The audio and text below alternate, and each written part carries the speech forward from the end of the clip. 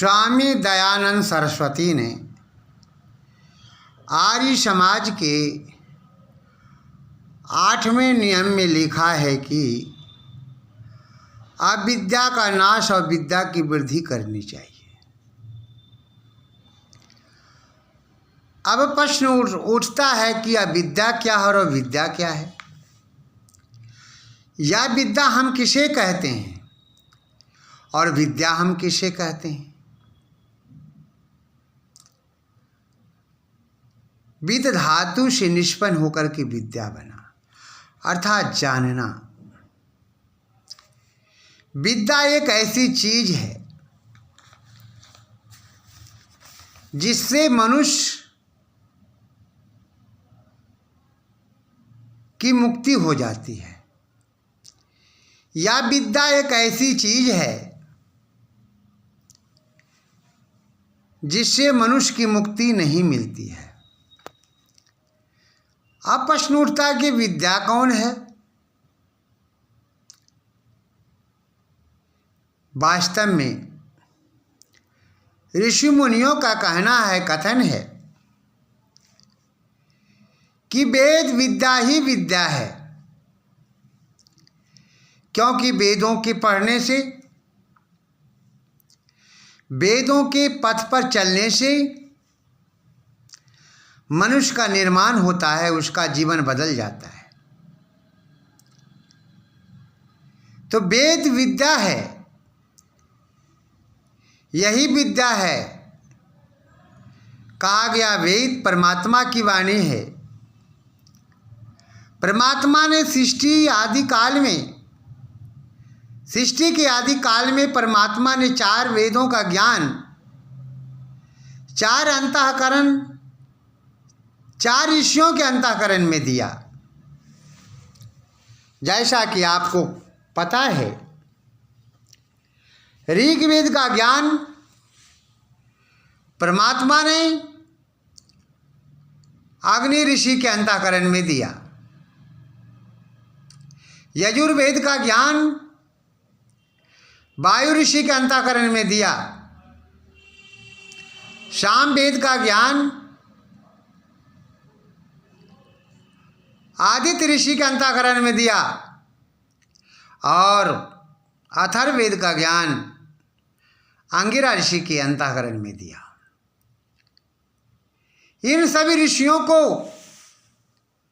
परमात्मा ने कहा कि मैंने जो तुम्हें वेदों का ज्ञान दिया है, जाओ दुनिया के लोगों से बताओ कि ये वेद विद्या जो है एक ऐसी विद्या है जिससे मनुष्य की मुक्ति मिलती है, मनुष्य मोक्ष पद को प्राप्त करता है। और वेदों को छोड़ करके संसार में जितने भी, जिनको आप लोग विद्या कहते हैं, वही अविद्या है। इंग्लिश पढ़ते हैं, सिविक्स पढ़ते हैं, सोशल साइंस पढ़ते हैं, सामाजिक विज्ञान पढ़ते हैं, ज्योग्राफी पढ़ते हैं, भूगोल पढ़ते हैं, साइकोलॉजी पढ़ते हैं, मनोविज्ञान पढ़ते हैं, इतिहास पढ़ते हैं। ये सभी विद्या नहीं है, एक भाषा के रूप में है। और बहुत से लेखकों ने जो संस्कृत में पुस्तकें लिखी है, वो विद्या नहीं है, वो अविद्या है। महाकवि कालिदास ने अभिज्ञान शाकुंतलम लिखा, आचार्य बाणभट्ट ने